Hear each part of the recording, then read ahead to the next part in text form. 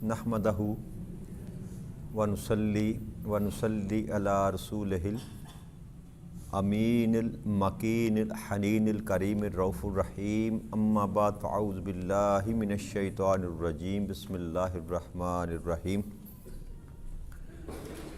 واجب الاحترام ساتھیو، اللہ تعالیٰ کا بے پناہ لطف و کرم اور اس کا احسان عظیم ہے کہ جس کی توفیق سے ہم اس کے ذکر کے لیے اس کے گھر میں جمع ہیں۔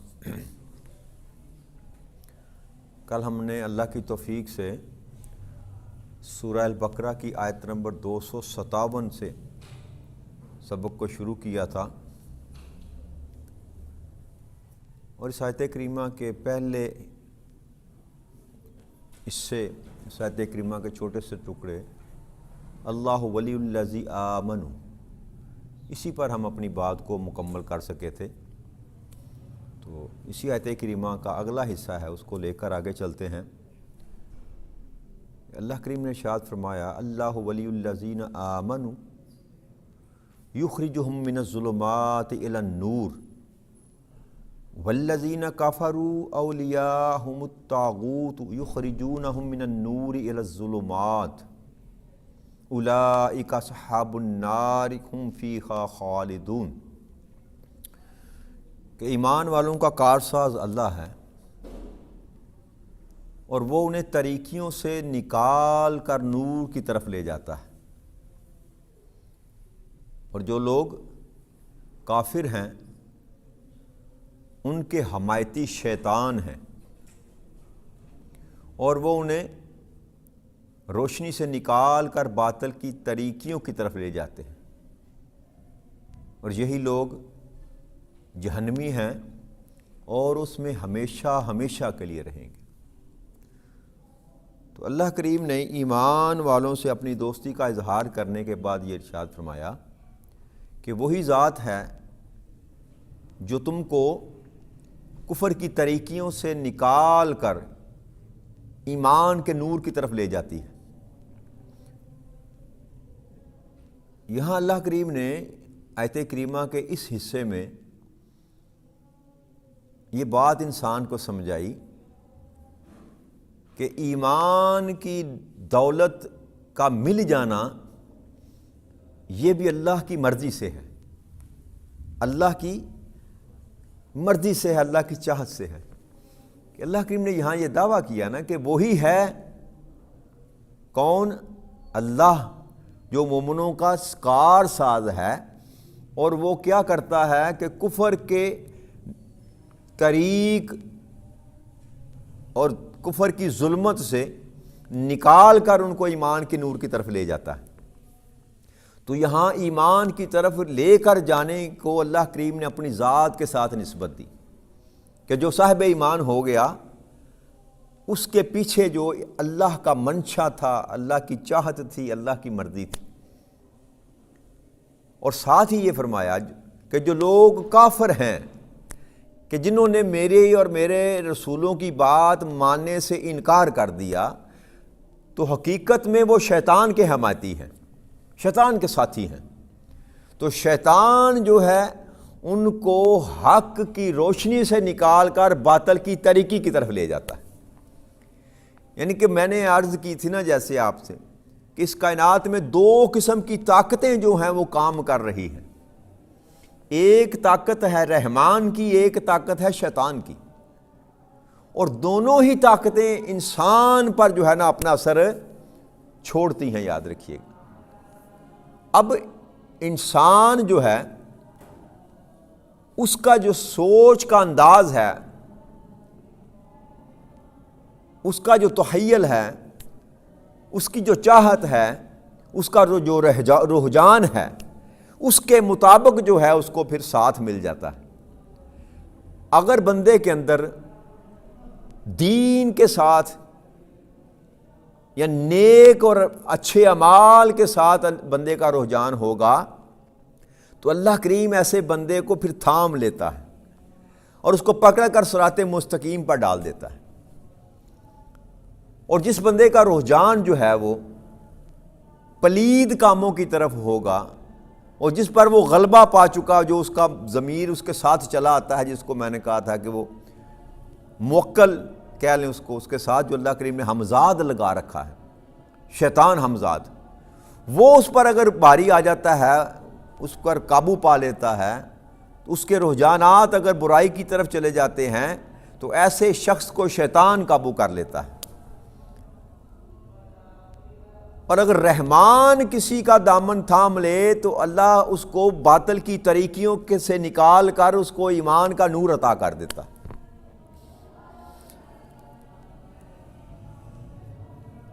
آقا کریم صلی اللہ علیہ وسلم نے دعا مانگی کہ مولا مجھے عمر عطا کر دے۔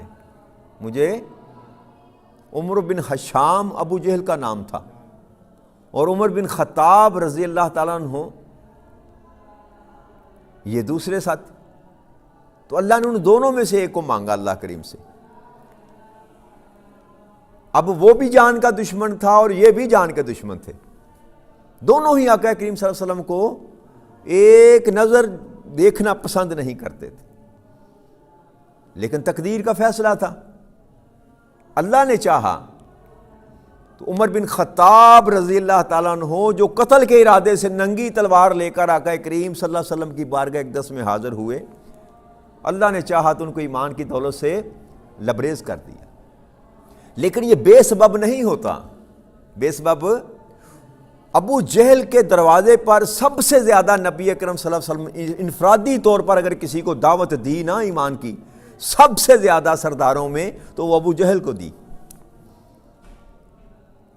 عرب کا ایک رواج تھا کہ اگر عرب کے رواج کے مطابق کوئی بارش تیز ہو، آندھی تیز ہو، تو اس ماحول میں اگر کوئی بندہ کسی کے در پر آتا تو کوئی بھی سوال کرتا تو وہ گھر والا اس کو خالی ہاتھ کبھی نہ لوٹاتا، ہر صورت اس کی جو خواہش اس کو پوری کرتا، جو بھی مانگتا اس کو دیتے۔ یہ رواج تھا عرب میں۔ ایک دن بڑا زور کا آندھی اور جھکڑ چل رہا تھا، بارش ہو رہی تھی، نبی اکرم صلی اللہ علیہ وسلم گھر سے نکلے اور سیدھا ابو جہل کے دروازے پر جا کر دروازہ ناک کیا، کھڑکایا درگال۔ تو ابو جہل نے کہا کہ اس وقت رات کے وقت اس طریقے میں اتنے زور کی بارش اور آندھی میں کون آ گیا؟ تو جب اس نے دروازہ کھولا تو آگے سرکار مدینہ صلی اللہ علیہ وسلم کھڑے، تو دیکھ کر ششدر رہ گیا، دیکھ کر ششدر رہ گیا، تو کہنے لگا کہ اے محمد صلی اللہ علیہ وسلم کیوں آیا ہے، کیا چاہتا ہے؟ تو آپ نے مسکرا کر کہا کہ اے عمر بن خشام، میں تمہیں دین کی طرف دعوت دینے کے لیے آیا، ایمان قبول کر لے۔ لیکن بدبختی تھی نا، وہ رسم و رواج ہونے کے باوجود اس نے ایمان لانے سے انکار کر دی۔ اور دوسری طرف عمر بن خطاب ہیں، اپنے گھر میں داخل ہوتے ہیں، بہن ان کی مسلمان ہو چکی ہے، وہ قرآن کی تلاوت کر رہی ہے، کچھ آیتیں کریمہ کانوں میں پڑی تو جوش جو تھا نا، جو دبا ہوا تھا اندر، وہ باہر نکل آیا۔ پہلے بہن کو مارنے کے لیے لپ گئے، پھر کہا مجھے بتاؤ کیا پڑھ رہی تھی۔ جب سنا تو دل کی حالت بدل گئی، لیکن ابھی کفر کا غلبہ تھا، تو کہنے لگے آج تو میں معاملہ ہی ختم کر دوں گا، جس بندے نے میرے گھر میں آ کر میرا مطلب میرے لوگوں، میرے خاندان کے لوگوں کا مذہب خراب کر دیا، اب میں اس کو زندہ نہیں چھوڑوں گا۔ اور ننگی تلوار لے کر آقا کریم صلی اللہ علیہ وسلم کی بارگاہ اقدس میں جب آئے، سامنے آقا کریم صلی اللہ علیہ وسلم تشریف فرما تھے، ننگی تلوار لے کر جب اندر آئے تو صحابی جو بیٹھے ہوئے تھے وہ سارے ٹھٹھمر گئے، اور جلال بھی بڑا تھا عمر بن خطاب کا، اور لڑاکے تھے، لوگ ڈرتے تھے ان سے۔ لیکن جب نبی اکرم صلی اللہ علیہ وسلم کی چہرے پر نگاہ پڑی اور پوچھا کہ عمر کیسے آئے ہو، صحابہ کو کہا کہ تم اطمینان رکھو، بے شک اس کے ہاتھ میں ننگی تلوار تھی، لیکن اللہ جانتا تھا اور اللہ کا رسول تو جانتا تھا۔ تو آپ نے پوچھا کہ عمر کیسے آئے؟ جیسے ہی آقا کریم صلی اللہ علیہ وسلم نے اس کے چہرے پر نگاہ ڈالی اور آنکھیں دو چار ہوئیں تو تلوار ہاتھ سے گر گئی۔ تلوار اللہ نے فیصلہ کر دیا تھا، تو جس کا دامن تھام لے اللہ کریم وہ عمر بن خطاب بن جاتا ہے، اور جس کا دامن شیطان تھام لے وہ عمر بن خشام ابو جہل بن جاتا ہے۔ تو یہ فیصلے پھر بھی اللہ کریم ہی کرتا ہے، اللہ کریم ہی، لیکن انسان کے رجحانات کو دیکھ کر، انسان کے رجحانات کو بن مانگے تو ماں بھی دودھ نہیں پلاتی، بن مانگے تو ماں بھی بچے کو دودھ نہیں پلاتی۔ لیکن یہ بات اللہ کریم نے یقدہ کھول دیا کہ جو ایمان کا نور حاصل کیے ہوئے ہے وہ یاد رکھے کہ ان کو نور میں نے عطا کیا ہے، ان کو ایمان کا نور میں نے عطا کیا ہے۔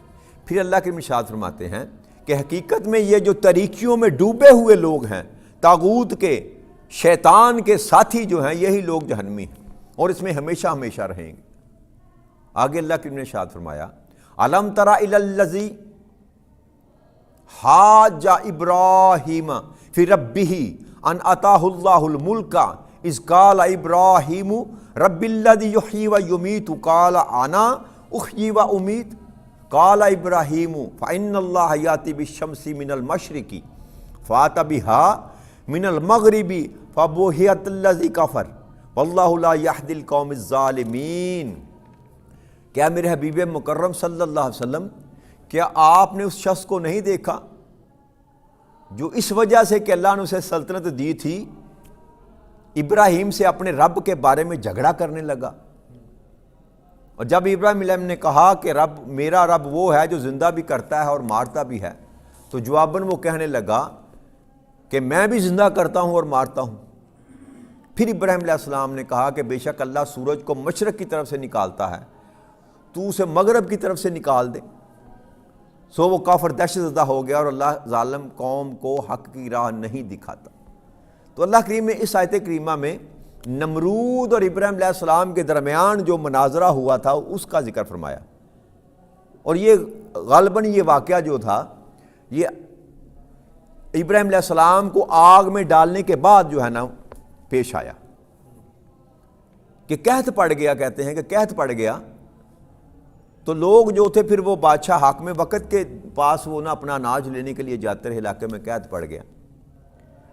تو حضرت ابراہیم علیہ السلام جو تھے وہ بھی اس بدبخت کے ساتھ پاس جو ہے نا غلے کی غرض سے حاضر ہوئے، تو اس نے آپ کے ساتھ جو ہے نا وہ مناظرہ کرنا شروع کر دیا۔ تو ابراہیم علیہ السلام نے فرمایا کہ میں اس اللہ کو مانتا ہوں جو زندہ بھی کرتا ہے اور مارتا بھی ہے۔ تو کہنے لگا یہ کون سا بڑا کام ہے، یہ کون سا بڑا کام ہے، یہ تو میں بھی کر سکتا ہوں۔ اس نے دو ایسے بندے منگوائے جن کو سزائے موت کا حکم دے چکا تھا، ایک کو چھوڑ دیا، ایک کو قتل کروا دیا۔ انہوں نے کہا یہ کام تو میں بھی کر سکتا ہوں، کسی کو زندگی دے دوں، کسی کو موت دے دوں۔ اور یہ بھی ایک بونڈا قسم کا اس کی دلیل تھی کہ اس نے کسی کو پیدا تو زندگی دینے کا مطلب ہے کہ کوئی ہے ہی نہیں تو اس کو پیدا کر کے کھڑا کر دیا، یہ کام تو کوئی کائنات میں کر۔ لیکن ابراہیم علیہ السلام نے اس پر بحث نہیں کی، اس دلیل پر بحث دوسری دلیل لے کر آئے۔ آپ نے فرمایا اچھا ایسا کر، میرا رب جو ہے وہ مشرق سے سورج کو نکالتا ہے، اب تو اگر کہتا ہے کہ میں رب ہوں، میں خدا ہوں، تو تو پھر ایسا کرنا کہ تو مغرب میں سے سورج نکال کر باہر لے آ۔ تو جب یہ بات کی نا ابراہیم علیہ السلام نے تو وہ ٹھٹھمر گیا۔ اب یہ اس کے بس میں نہ تھا، کائنات ارض و سما کے جتنے بھی طاقتور سارے کے سارے مل جائیں وہ سورج کو اپنی جگہ سے ہلا، سورج اللہ کے حکم سے چلتا ہے۔ تو وہ ٹھٹھمر گیا اور خوف زدہ ہو گیا۔ تو اللہ کہتا ہے سو وہ کافر دہشت زدہ ہو گیا اور اللہ ظالم قوم کو حق کی راہ سے نہیں دکھا۔ کبھی بھی حق راہ جنہوں نے اپنی جانوں پر ظلم کیا، جو ظالم بن گئے، اللہ کہتا ہے پھر میں کبھی ان کو حق کی راہ نہیں دکھاتا۔ تو جب یہ معاملہ ہو گیا تو اس نے ابراہیم علیہ السلام کو اناج بھی نہ دیا۔ آگے روایت میں آتا ہے کہ اس نے اناج بھی نہ دیا اور نکال دیا اپنے دربار سے۔ تو ابراہیم علیہ السلام جب واپس پلٹے تو سوچا کہ اب میں گھر جاؤں گا تو کیا کہوں گا بیوی کو۔ تو آپ نے رستے میں سے انہی بوریوں میں سے ریت وغیرہ جو تھی نا وہ بھر لی اور چپکے سے جا کر اپنے گھر میں جا کر رکھ دی۔ رات کا وقت تھا، چلے کہ رکھ دی۔ صبح جب اٹھے تو دیکھا بیوی جو تھی وہ کھانا بنا رہی تھی، کھانا بنا رہی تھی۔ آپ نے جب دیکھا تو پوچھا یہ اناج کہاں سے آیا؟ وہ مسکرا کر کہنے لگی مجھ سے کیا پوچھتے ہیں، جو رات کو آپ لے کر آئے ہیں اسی میں سے تو میں پکا رہی ہوں، اسی میں سے۔ تو اللہ کریم جو ہوتا ہے نا، یاد رکھیے گا، وہ مسبب الاسباب ہے۔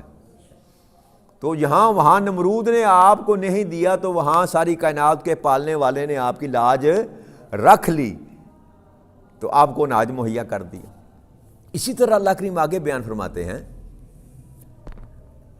کہ او کالذین مر علی قریۃ وہی حاویۃ علی عروشہا قال انی یحیی ہذہ اللہ بعد موتہا فاماتہ اللہ 100 عام ثم بعثہ قال کم لبثت قال لبثت یوما او بعد یوم قال بل لبثتم 100 عام فانظر الی طعامک وشرابک لم یتسنہ وانظر الی حمارک ولنجعلک آیات للناس وانظر الی العظام کیف ننشزها ثم نکسوها لحما فلما تبین لہ قال اعلم ان اللہ علی کل شیء قدیر۔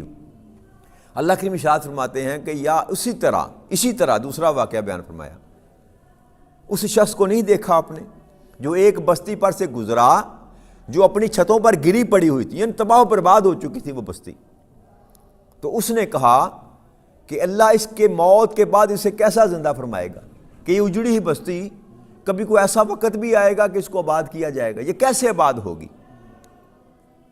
اللہ نے اسے 100 برس تک مردہ رکھا، پھر اسے زندہ کیا، تو زندہ کرنے کے بعد اس سے پوچھا تو یہاں کتنی دیر ٹھہرا؟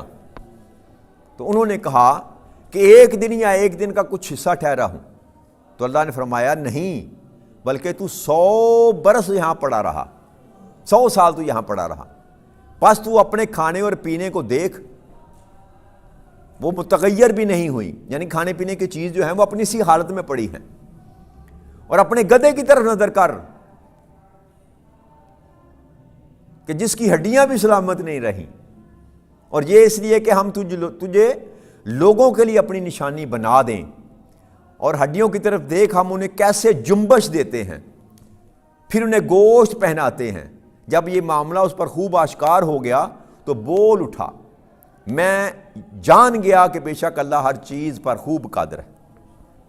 یہ واقعہ حضرت عزیر علیہ السلام کا ہے، نقل کیا جاتا ہے کہ حضرت عزیر علیہ السلام کا گزر ہوا فلسطین کی کسی بستی کی طرف سے، فلسطین کے علاقے سے، تو بخت نصر جو ایران کا بادشاہ تھا نا، اس نے جب فلسطین پر حملہ کیا تو اس نے تیغ و تیغ کر دیا، ہر چیز کو تباہ و برباد کر دیا، بستیوں کی بستیاں اجاڑ دیں۔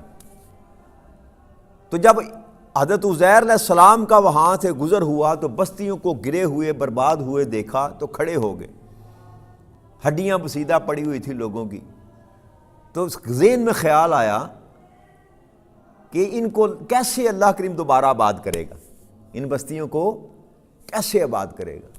تو حضرت عزیر علیہ السلام کے پاس کچھ کھانے پینے کی چیزیں تھیں، انجیر تھی اور کچھ پینے کے لیے بھی تھا، انگور کا پیالہ تھا، کچھ اس طرح کی چیزیں، اور آپ گدھے پر سوار تھے۔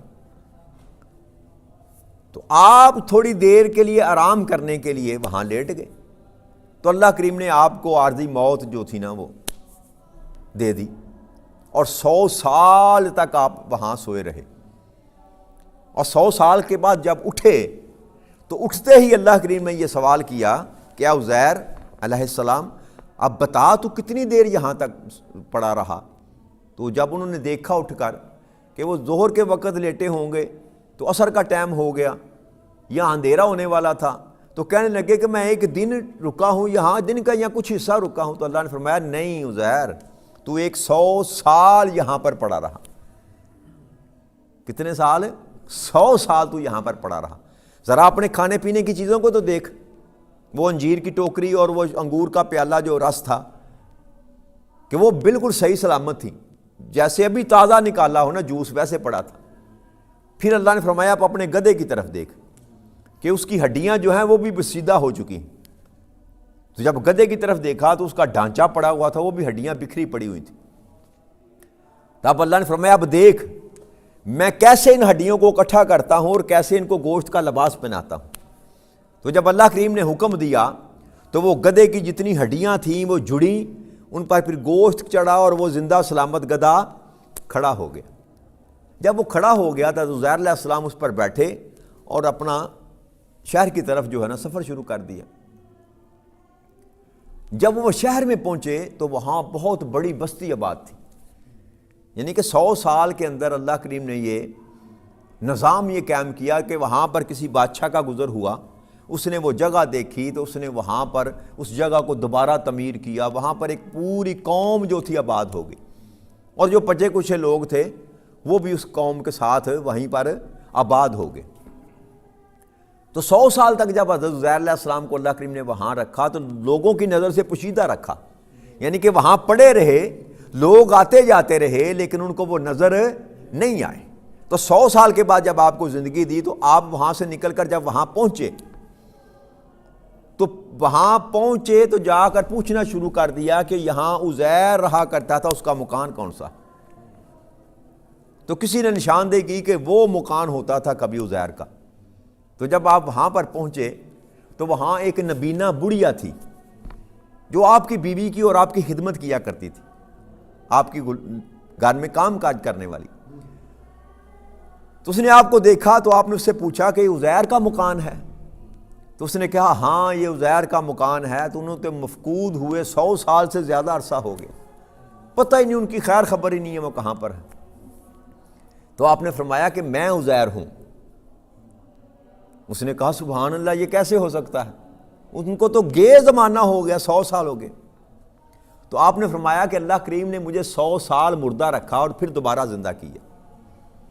تو اس نے کہا کہ حضرت عزیر علیہ السلام مستجاب دعا تھے، یعنی کہ نبی ہوتا ہے نا، جو نبی کی کوئی دعا رد نہیں ہوتی، کہ وہ جو دعا کرتے تھے وہ قبول ہو جاتی تھی، وہ نبی تھے اللہ کے۔ آپ دعا کیجیے میں بینا ہو جاؤں، مجھے اللہ کریم نظر عطا کر دے۔ تو آپ نے اس کو دیکھا اور دعا فرمائی تو وہ بینا ہو گئی، اللہ کریم نے اس کی بینائی لٹا دی۔ پھر وہ بوڑھی ہو چکی تھی، اس کی ٹانگیں جڑ چکی تھیں، وہ سیدھی کھڑی بھی نہ ہو سکتی تھی، یعنی کہ 100 سال اگر وہ ان کی عمر لگائیں تو 20-25 سال پہلے بھی اس کی زندگی ہوگی، 125 سال کی بڑھیا۔ تو آپ نے اس کا ہاتھ پکڑا اور کہا کہ کھڑی ہو جا سیدھی، تو اس کی ساری ٹانگیں، بازو، ہر شے سیدھی ہوگی جیسے جوان عورت کی ہوتی۔ تو جب ان کو کھڑا کیا وہ کھڑی ہو گئی تو انہوں نے یقین کر لیا، جب دیکھا تو وہی عزیر علیہ السلام تھے جوانی کی عمر میں۔ تو ان کو دیکھ گئی، پہچان گئی، تو وہ ان کو اس پرانے محلے میں، اسرائیل کے محلے میں لے گئی جہاں پر مجلس لگی ہوئی تھی، اور آپ کا بیٹا اور آپ کا پوتا بھی وہاں بیٹھے تھے، حضرت عزیر علیہ السلام کا، اور آپ کے پوتے بھی بوڑھے ہو چکے تھے۔ آپ کے پوتے بھی، یعنی کہ سمجھ لینا کہ عزیر علیہ السلام کا بیٹا ہوگا، 25-30 سال کی عمر میں شادی ہوئی، ان کا جو بیٹا ہوگا وہ بھی 70 سال کا ہو چکا تھا۔ تو جب وہاں پہنچے تو بڑھیا نے شور مچانا شروع کر دیا کہ حضرت عزیر تشریف لے آئے، حضرت عزیر تشریف لے آئے۔ تو اہل مجلس نے ان کو جھٹلایا کہ یہ کیسے ممکن ہو سکتا ہے، 100 سال ہو گئے ان کو دنیا سے گئے ہوئے، عزیر کیسے آ سکتے ہیں؟ تو وہ جوان تھے حضرت عزیر علیہ السلام، جس عمر میں لیٹے تھے اسی عمر میں اللہ کریم نے ان کو اٹھایا۔ تو اللہ نے کہا تھا نا کہ میں تمہیں نشانی بنا دوں گا لوگوں کے لیے، تو یہ نشانی بنا دیا کہ یہ ممکن ہی نہیں ہے، یہ ممکن ہی نہیں ہے کہ 100 سال کے بعد اگر میں اسی حالت میں دوبارہ آ جاؤں تو کون مانے گا؟ کوئی نہیں مانے گا۔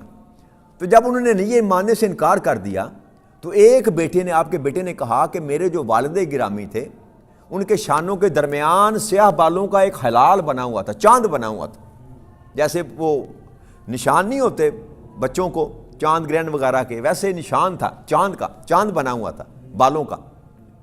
تو جب انہوں نے جسم مبارک کھول کر دکھایا تو وہ چاند وہاں موجود تھا۔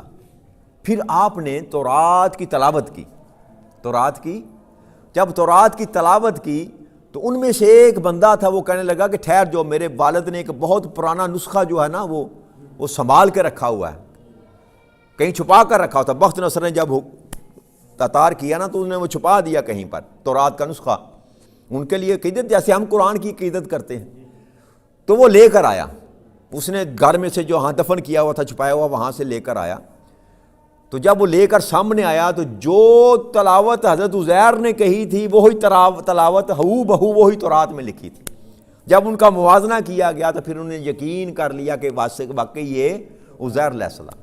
تو یہ اللہ کریم نے اس آیت کریمہ میں ذکر کیا کہ ابراہیم علیہ السلام کا واقعہ بیان فرمایا اور پھر عزیر علیہ السلام کا واقعہ بیان فرمایا کہ میں نے تمہیں لوگوں کے لیے نشانی بنا دی۔ تو اس سے آگے اللہ کریم نے چاہا تو کل اس مضمون کو لے کر چلیں گے۔ وما علینا الا البلاغ المبین۔ والسلام علیکم ورحمۃ اللہ وبرکاتہ۔